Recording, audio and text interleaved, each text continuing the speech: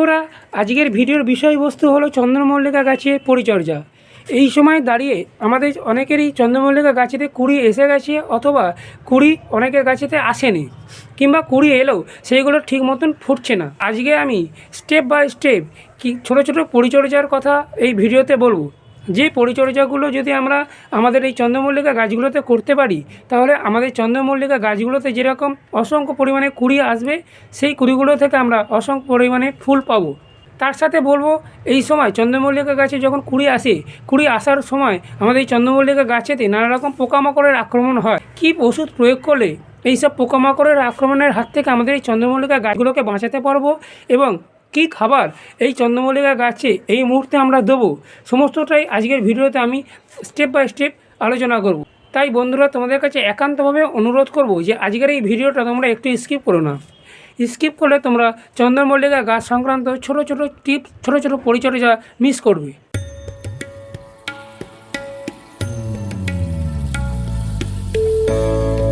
নমস্কার বন্ধুরা, সঞ্জয় হর্টিকালচার চ্যানেলে তোমাদের সবাইকে স্বাগত। বন্ধুরা, আজকে টাইটেল আর থাম্বনেল থেকে বুঝে গেছো আজকে আমি তোমাদের সাথে কী বিষয় নিয়ে আলোচনা করতে যাচ্ছি। চন্দ্রমল্লিকা গাছ হলো একটা পার্মানেন্ট গাছ। অক্টোবর মাস থেকে ফেব্রুয়ারি মাস পর্যন্ত নার্সারিতে চন্দ্রমল্লিকা গাছের চারা পাওয়া যায়। তোমরা চাইলে এখনও এই চন্দ্রমল্লিকা গাছের চারা নিয়ে এসে প্রতিস্থাপন করতে পারো। এখানে যে চন্দ্রমল্লিকা গাছগুলো দেখছো, এই গাছগুলো আমি আমার মাদার প্ল্যান্ট চন্দ্রমল্লিকা গাছের ডাল কাটিং করে প্রতিস্থাপন করেছিলাম। কি পরিচর্যা করার ফলে আমার এই চন্দ্রমল্লিকা গাছগুলোতে এত ফুল এসছে, তার সমস্ত ডিটেলস আমার ভিডিওতে দেওয়া আছে। তোমরা চাইলে সেই ভিডিওগুলো গিয়ে দেখে আসতে পারো। চন্দ্রমল্লিকা গাছগুলোকে ভালো রাখার জন্য এবং অনেক বেশি পরিমাণে ফুল আনার জন্য ছোটো ছোটো কিছু পরিচর্যা এই সময় আমাদের চন্দ্রমল্লিকা গাছে করতে হবে।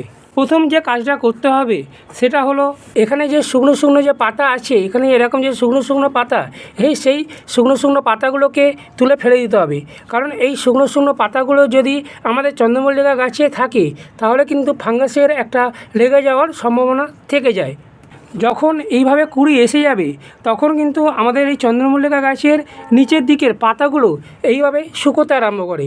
তখনই দেখবে যে পাতাগুলো এইভাবে শুকোচ্ছে, নিচের দিকের পাতাগুলো, তখনই কিন্তু এইগুলোকে তুলে ফেলে দেবে। ফেলে নিচের দিকের গোড়াটাকে পরিষ্কার করে দেবে। তাহলেই চন্দ্রমল্লিকা গাছেতে কোনো রকম ফাঙ্গাসের আক্রমণটা হবে না।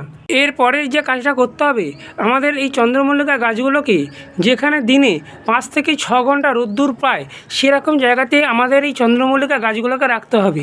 কারণ চন্দ্রমল্লিকা গাছগুলোতে অসংখ্য কুড়ি আনার জন্য প্রচুর এনার্জির দরকার লাগে। সেই এনার্জিটা চন্দ্রমল্লিকা গাছগুলো রোদ্দুর থেকে পায়।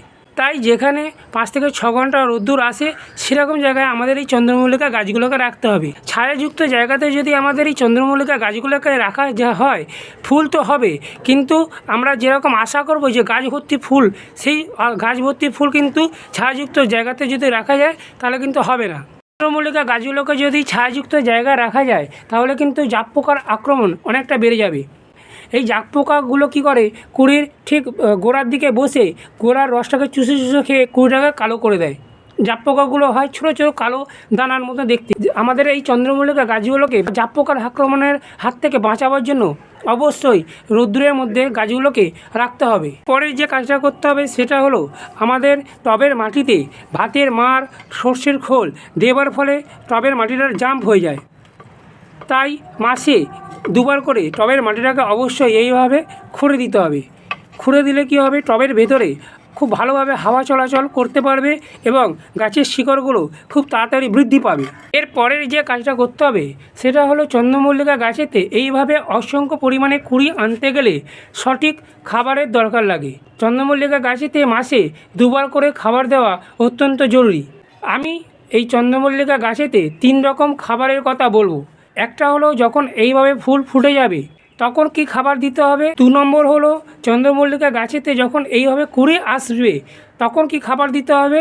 আর 3 নম্বর হলো, চন্দ্রমল্লিকা গাছেরটা যদি অনেকটা ঝাঁকড়া হয় কিন্তু এখনও সঠিকভাবে যদি কুড়ি না আসে, তখন কি খাবার দিতে হবে। এই 3টে খাবার নিয়ে আজকে তোমাদের সাথে আমি আলোচনা করব। 1 নম্বর হচ্ছে, গাছে যখন এইভাবে অসংখ্য পরিমাণে কুড়ি এসে যাবে, তখন কি খাবার আমি এই গাছেতে প্রয়োগ করব। চন্দ্রমল্লিকা গাছটা আছে আমার একটা 8 ইঞ্চি টবের মধ্যে। 8 ইঞ্চি টবের জন্য এখানে আমি দেবো এই যে এরকম চামচ দেখছো, এই চামচের 1 চামচ হচ্ছে আমি বাদাম খোল দিচ্ছি। বাদাম খোলের পরিবর্তে সর্ষের খোলের গুঁড়ো দিতে পারো। 2 চামচ দিচ্ছি এখানে আমি পেঁয়াজের খোসার গুঁড়ো। পেঁয়াজের খোসার গুঁড়োর বদলে তোমরা পাকা কলার খোসার গুঁড়ো দিতে পারো, কারণ পেঁয়াজের খোসার গুঁড়ো বা পাকা কলার খোসার গুঁড়োর মধ্যে প্রচুর পরিমাণে পটাশ থাকে, তার সাথে থাকে নানা রকম মাইক্রো নিউট্রিয়েন্ট। টবের মাটিতে যাতে কেঁচো, কেন্ন, পিঁপড়ে এইসব না আসে, এরকম চামচের 1 চামচ নিম খোল দিচ্ছি, আর এরকম চামচের হাফ চামচ দিচ্ছি এখানে মাইক্রো নিউট্রিয়েন্ট বা অনুখাদ্য। সমস্ত খাবারটাই আমি এরকম 8 ইঞ্চি টবেতে দিয়ে দেবো। এই পুরো উপাদানটা আমি একে অপরের সাথে খুব ভালোভাবে এভাবে মিশিয়ে নেবো। প্রথমে মিশিয়ে নেবার পরে টবের ধার বরাবর এইভাবে দিয়ে দেবো। এই খাবারটা আমি দিচ্ছি যে চন্দ্রমল্লিকা গাছগুলোতে অসংখ্য পরিমাণে কুড়ি আছে। আর একটা কথা বলে রাখি, চন্দ্রমল্লিকা গাছ কিন্তু জল বেশি পছন্দ করে না। যখন দেখে পাতাগুলো এইভাবে নিচের দিকে ঝুঁকে গেছে, তখনই কিন্তু টবের মাটিতে তোমরা জল প্রয়োগ করবে। বেশি জল প্রয়োগ করার ফলে কী হবে, বেশি জল প্রয়োগ করার ফলে গাছের পাতা যেরকম পচতে আরম্ভ করবে, কুড়ি পচতে আরম্ভ করবে, সেরকম গাছের শিকড়টা ধীরে ধীরে পচতে আরম্ভ করবে, অবশেষে গাছটা মারা যাবে। তাই যখন দেখে চন্দ্রমল্লিকা গাছের পাতাগুলো এইভাবে নিচের দিকে ঝুঁকে গেছে, তখনই কিন্তু টবের মাটিতে তোমরা জল প্রয়োগ করবে। খাবারটা দিয়ে দেওয়ার পরে টব ভর্তি করে এইভাবে জল দিয়ে দিতে হবে। 2 নম্বর পয়েন্ট হলো, যদি তোমাদের চন্দ্রমল্লিকা গাছটা অনেকটা বেশি এখন ঝাঁকড়া হয়ে গেছে, কিন্তু সঠিক পরিমাণে এখনও কুড়ির দেখা পাচ্ছ না, তাহলে তোমরা এই চামচের হাফ চামচ NPK 10-26-26 বা সুফলা প্রত্যেক সপ্তাহে একবার করে টবের মাটিতে দিয়ে দেবে। যদি সেটা 8 ইঞ্চি টব হয় তাহলে হাফ চামচ, আর যদি সেটা 10 ইঞ্চি টব হয় তাহলে 1 চামচ প্রত্যেক সপ্তাহে টবের মাটিটাকে হালকা করে খুঁড়ে টবের ধার বরাবর দিয়ে দেবে। তাহলে দেখবে তোমাদের চন্দ্রমল্লিকা গাছেতে অনেক বেশি পরিমাণে কুড়ি এসে যাবে। 3 নম্বর পয়েন্ট হলো, গাছেতে যখন এরকমভাবে কুড়িগুলো ফুটে যাবে, মানে ফুলগুলো যখন এইভাবে ফুটে যাবে, তখন এখানে আমি বিশেষ একটা লিকুইড খাবার প্রয়োগ করব। এইখানে কিন্তু কোনো রকম নাইট্রোজেনযুক্ত খাবার এই চন্দ্রমল্লিকা গাছেতে প্রয়োগ করব না, কারণ চন্দ্রমল্লিকা গাছেতে যদি এই সময় মানে যখন ফুলগুলো ফুটে যাবে, তখন যদি নাইট্রোজেনযুক্ত খাবারটা দিই, তাহলে ফুলের যে কালার, সেই ফুলের কালারটা অনেক দিন পর্যন্ত স্থায়ী হবে না।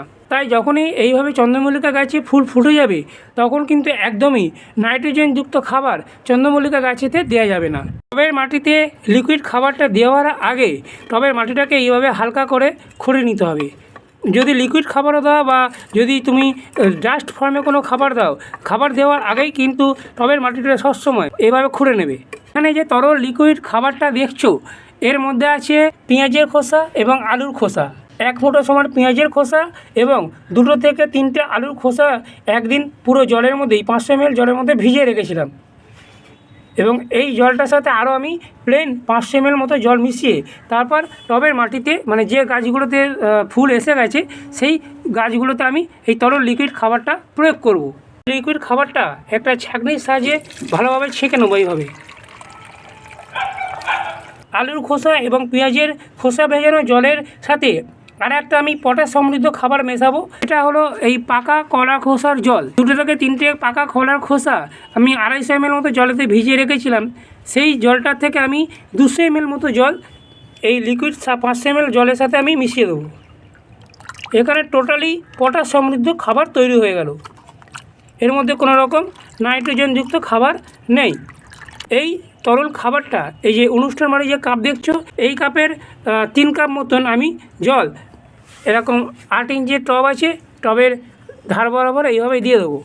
যদি তোমাদের 10 ইঞ্চি টব হয় তাহলে 500 থেকে 600 ml মতো জল তোমরা প্রয়োগ করতে পারো। যেহেতু এটা জৈব, ওই জন্য টবের মাটিতে এই লিকুইড খাবারটা একটু বেশি যদি হয়েও যায় কোনো ক্ষতি নেই। চন্দ্রমল্লিকা গাছেতে কুড়ি তো অনেক আসে, কিন্তু অনেক ক্ষেত্রে দেখা যাচ্ছে কুড়িগুলো সঠিকভাবে প্রস্ফুটিত হয় না, মানে সঠিকভাবে ফোটে না। এইগুলো সমস্তটা হয় অনুখাদ্যের অভাবের জন্য। আমি আমার এই চন্দ্রমল্লিকা গাছেতে একটা জৈব মাইক্রো নিউট্রিয়েন্ট গাছের পাতাতে স্প্রে করে দিই। সেটা হলো সাগরিকা। 1 লিটার জলে 30 ফোঁটা দিয়ে সকালের দিকে আমি সূর্য ওঠার আগে গাছের পাতাতে, চন্দ্রমল্লিকা গাছের পাতাতে খুব ভালোভাবে স্প্রে করে দিই। সাগরিকা মাইক্রো নিউট্রিয়েন্টটা ছাড়া তোমরা যে কোনো মাইক্রো নিউট্রিয়েন্ট তোমাদের চন্দ্রমল্লিকা গাছের পাতাতে স্প্রে করে দেবে। যদি সেটা ডাস্ট ফর্মে হয় তাহলে 1 লিটার জলে 2 গ্রাম, আর যদি সেটা লিকুইড ফর্মে হয় 1 লিটার জলে 30 ফোঁটা দিয়ে সকালের দিকে মানে সূর্য ওঠার আগে অথবা বিকেলের দিকে সূর্য চলে যাওয়ার পর মাসে একবার করে তোমাদের যদি চন্দ্রমল্লিকা গাছে পাতাতে স্প্রে করে দাও, তাহলে তোমাদের এই যে সমস্যা, যে আধফোটা চন্দ্রমল্লিকার কুড়িগুলো থাকে, সেই সমস্যাটা আর হবে না। চন্দ্রমল্লিকা গাছেতে এর পরের যে পরিচর্যাটা করতে হবে সেটা হলো, চন্দ্রমল্লিকা গাছেতে যখন এইভাবে কুড়ি এসে যাবে তখন কিন্তু জাপ পোকার আক্রমণ অনেকটা বেড়ে যায়।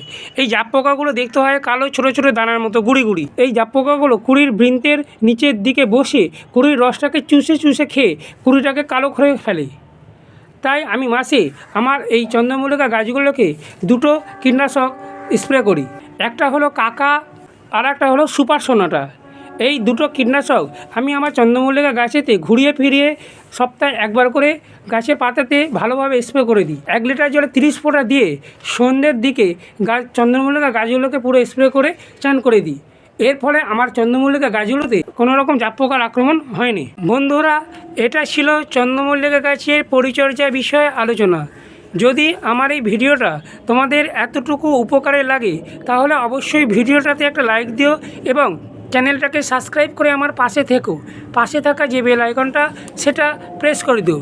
প্রেস করে দিলে কী হবে, আমি যখন নতুন নতুন ভিডিও আপলোড করব যাতে সহজে তোমাদের কাছে খুব তাড়াতাড়ি পৌঁছতে পারে।